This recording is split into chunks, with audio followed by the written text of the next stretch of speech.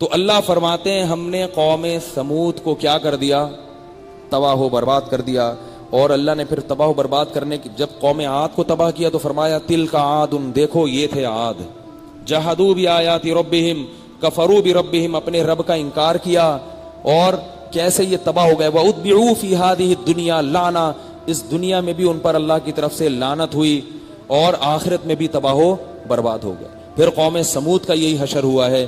اور پھر اللہ نے قوم سمود کے بعد جو دوسری قوم جس کا قرآن میں اللہ نے ذکر کیا، وہ جب قوم تباہ ہو گئی تو پھر ابراہیم علیہ السلام کی کا دور آیا، اس کا پھر کیا ہوا، پھر لوط علیہ السلام کا دور آیا، وہ پھر میں انشاءاللہ کل بیان کروں گا. ان قوموں میں کیا ہوا، ان میں کیا برائیاں تھیں. پھر ہمیں یہ دیکھنا چاہیے کہ من حیث القوم کہیں وہ برائیاں ہم میں بھی تو نہیں. اور دیکھو قرآن کی جو دعوت ہے نا وہ فطرت کو اپیل کرتی ہے. قرآن کبھی ایسی برائی کو برائی نہیں کہتا جس کا برائی ہونا ہی سمجھ میں نہ آ رہا ہو، خام خامے ویسے ہی. قرآن نے اصول بھی بیان کیے ہیں، کہ قل ان اللہ لا یامر فی الفحشاء. دیکھو اللہ بے حیائی کو پسند نہیں کرتا، تو بے حیائی کو تو کوئی بھی شریف آدمی پسند نہیں کرتا. جو لوگ کہتے ہیں کہ زنا ہونا چاہیے، لیکن جب ان کی اپنی بہو بیٹی کی باری آتی ہے تو وہ کیا چاہتے ہیں کہ یہ ہونا چاہیے، کہتے ہیں نہیں ہونا چاہیے. اس کا کیا مطلب ہے؟ کہ یہ صرف شہوت ہے، یہ صرف خواہشات نفسانیہ ہیں جو آپ کو غلط رخ پر لے کر جا رہی ہیں. ایک صاحب نے مجھے بتایا کہ میں برائیوں میں مبتلا تھا، جب میرے بیٹی پیدا ہوئی ہے تو مجھے خیال ہوا کہ اگر میں نے یہ برائیاں نہ چھوڑی اور میری بیٹی کو پتہ چل گیا تو میری بیٹی بھی ان برائیوں میں مبتلا ہوگی. اس کی خاطر مجھے وہ برائیاں چھوڑنی پڑی. تو میں نے کہا دیکھو اس برائی کا برائی ہونا سمجھ میں آ گیا نا. برائی ہونا، جیسے میں شیعہ لوگوں سے سوال کرتا ہوں، شیعہ لوگوں سے، شیعہ کہتے ہیں کہ متع حلال ہے. شیعہ کیا کہتے ہیں کہ متع کانٹریکٹ میرج ہے نا، 2 دن کی، 1 دن کی، 4 مہینے کی، وہ کہتے ہیں بالکل حلال ہے. تو اور دلائل ہیں بہت سارے اس کے حرام ہونے کے. میں ایک دلیل یہ دیتا ہوں، شیعہ لوگوں سے کہتا ہوں کہ اگر کوئی سرعام آپ کی بیٹی کے لیے متع کا پیغام بھیجے کہ آپ 2 گھنٹے کے لیے اپنی بیٹی کو میرے نکاح میں دے دیں، تو یہ سنتے ہی نا وہ آگ بگولا ہونا شروع ہو جاتے ہیں. وہ کیسی مثال دے رہے ہو ہے بھائی، میری بیٹی کی کیوں مثال دے رہے ہو، میری بہن کی کیوں مثال دے رہے ہو. میں نے کہ اس کا مطلب ہے کہ اگر یہ حلال کام ہے تو آپ کو غصہ کیوں آ رہا ہے اس کے اوپر بھائی؟ جبکہ نکاح کے لیے لوگ خود آ کے بتاتے ہیں نا، مولوی صاحب میری بیٹی جوان ہو گئی ہے، کوئی رشتہ ہو تو بتائیں. کہتے ہیں نا کہ مولوی صاحب میری سسٹر کے لیے کوئی رشتہ بتا دیں، اچھا ہو، بندہ تمیزدار ہو. اس میں غیرت نہیں آتی کیونکہ یہ فطرت کے مطابق ہے. لیکن وہی آپ متع کی بات کریں، جو شیعہ لوگ متع کو حلال کہتے ہیں، کہ کسی شیعہ کے پاس جا کے بولیں کہ آپ کی بہن ہے معاذ اللہ نقل کفر، میں متع کرنا چاہتا ہوں، 2 گھنٹے کے لیے شادی کرنا چاہتا ہوں، وہ تھپڑ مار کے بھگا دے گا آپ کو، غیر کہ دفع ہو یہاں سے. تو آپ اس کو کہیں آپ کی کتابوں میں لکھا ہوگا چلو جاؤ یہاں سے. اس سے پتہ چلتا ہے کہ یہ قابل قبول نہیں ہے معاشرے میں، اور یہ غیرت اور حمیت کے خلاف ہے، شریعت اس کی اجازت نہیں دیتی ہے.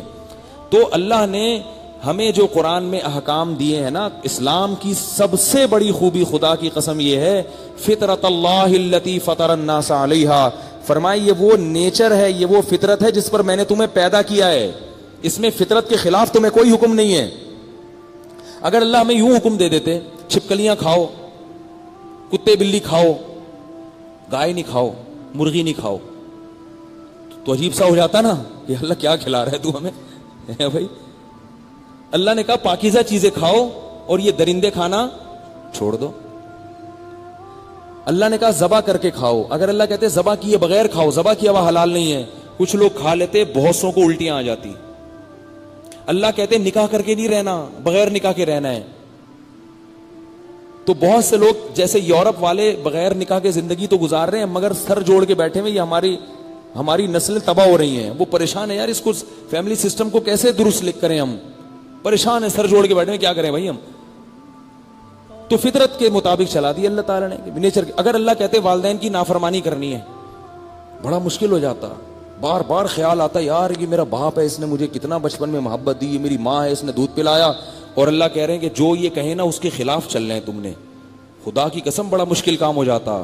ضمیر ملامت کرتا بار بار، اور آپ کو ضمیر کے خلاف چلنا پڑتا. اللہ نے وہی کہا جو ہمارے ضمیر کی آواز ہے. اللہ نے کہا کہ مخلوق میں سب سے پہلا حق کس کا ہے؟ والدین کا, لا تقل لہما اف. اللہ کہتا ہے رشتہ داری توڑنی ہے, نہ بھائی کا پتہ ہونا چاہیے, نہ بہن کا پتہ ہونا چاہیے, نہ چاچا کا پتہ ہو, نہ ماموں کا پتہ ہو.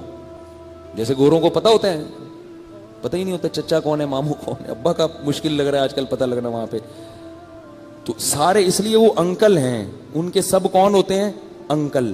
اور ساری عورتیں کیا ہوتی ہیں, انٹی.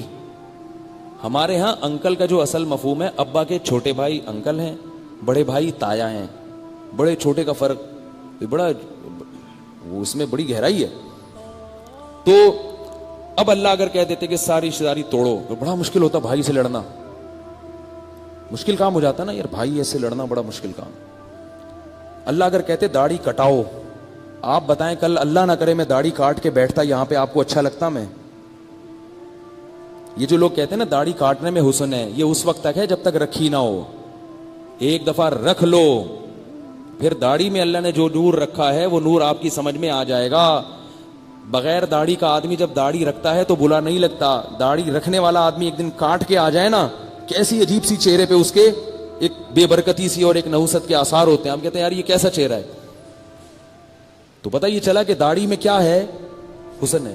ہاں بعض دفعہ ہم فطرت کے خلاف چلتے چلتے اس حسن سے مانوس نہیں رہتے. اب ہمیں کیوں پسند آ رہے ہیں, اس لیے کہ ہم دیکھ دیکھ کے عادی ہو چکے ہیں نا ایک چیز کے. جیسے چائنا والے جب بلی کھاتے ہیں تو انہیں تو الٹی نہیں آتی. میں گلگت میں تھا, وہاں ایک کتا ہے, سڑا ہوا عجیب سا کتا جا رہا تھا, میں یوں یوں کر کے نا پیچھے ہو رہا تھا. انہوں نے کہا بھی چائنیز نے دیکھ لیا نا اس کو کاٹ کے کھا جائیں گے. میں نے کہا یہ کوئی کھانے کی چیز ہے یار, ایسا تو ہم بکرا نہیں کھاتے, تو کتا ایسا کھا جائیں گے, تو کھا جاتے. تو وہ تو جب آپ فطرت کے جیسے پہلی دفعہ جھوٹ بولیں گے تو برا لگے گا آپ کو, ضمیر ملامت کرے گا, لیکن جھوٹ بول بول کے ایک وقت آتا ہے کہ سچ بولتے ہوئے برا لگ رہا ہوتا ہے آدمی, جھوٹ بولنے میں اچھا لگ رہا ہوتا ہے. بڑی خوشو خضو سے اس دن نماز پڑھتا ہے جس دن جھوٹ بولتا ہے, کہتا ہے آج مجھے عجیب سی نورانیت محسوس ہو رہی ہے. اسی طرح جو گندے مندے رہتے ہیں, اصل تو کیا ہے, نہاتے ہیں, صاف ستھرے ہوتے ہیں, خوشبو لگاتے ہیں, سکون محسوس ہوتا ہے نا آپ کو بھی, سامنے والے کو بھی, لیکن بھنگی کو نہیں ہوتا. بھنگی کو اگر آپ کچھ دن صاف ستھرا رکھو, وہ کہے گا یار کس عذاب میں ڈال دیا ہے مجھے. تو بھنگی کا ایک بس واقعہ بتا کے میں اپنی بات ختم کرتا ہوں. دو بھنگی جا رہے تھے, ایک بھنگی جا رہا تھا, ہمارے حضرت یہ واقعہ سناتے تھے, عطر کی دکان کے قریب سے گزرا تو دھڑام سے گر کے بے ہوش ہو گیا. ٹھیک ہے نا, خوشبو کی دکان کے قریب سے گزرا اور گر کے بے ہوش. اب پبلک پریشان ہے, اس وقت ایمبولینس تو ہوتی نہیں تھی, کوئی جوتے مار رہا ہے, کوئی سر پہ پانی ڈال رہا ہے, کوئی ٹھنڈا, بندہ ہوش میں نہیں آیا. تو اس کے بھائی کو فون کیا, وہ بھی بھنگی تھا. بھائی آیا, اس نے حالات کا جائزہ لیا نا, چاروں طرف دیکھا کہ کیا مسئلہ ہوا ہے. ایک دم اس کو دور ایک خوشبو کی دکان نظر آئی. اس نے کہا او آئی سی, سمجھ گیا. اس نے کہا بھائی مسئلہ یہ ہے کہ کہیں سے کہیں گوبر لے کر آؤ. گوبر اس کی ناک کے قریب رکھا, سنگھایا گیا, اٹھ کے وہ ایک دم بیٹھ گیا. تو اس نے کہا بھائی ہم لوگ اس چیز کے عادی ہیں, وہ گٹر میں گھسے رہتے ہیں, بدبو کے عادی ہیں, خوشبو کا جھونکا آیا یہ افورڈ نہیں کر پایا. ٹھیک ہے نا, تو وہ ہماری فطرت چینج ہو جاتی ہے. ہمیں گٹکے میں مزہ آنے لگتا ہے, پان میں مزہ آنے لگتا ہے, تو پھر شہد تھوڑی اچھا لگے گا ہمیں, چائے میں مزہ آئے گا تو دودھ تھوڑی اچھا لگے گا. تو ہم چینج, اب ہم نے اپنے آپ کو چینج کرنا ہے, اللہ کے قانون کو چینج نہیں کرنا. ہم جب چینج کر لیں گے, فطرت پہ آ جائیں گے, تو اللہ کا پہلا وعدہ کیا ہے کہ تمہیں دنیا میں بھی پاکیزہ زندگی ملے گی, سکون کی, اور آخرت میں بھی ملے گی. تو باقی واقعات انبیاء کے انشاءاللہ میں کل بیان کروں گا. اللہ تعالیٰ سمجھنے کی, عمل کرنے کی توفیق عطا فرمائے.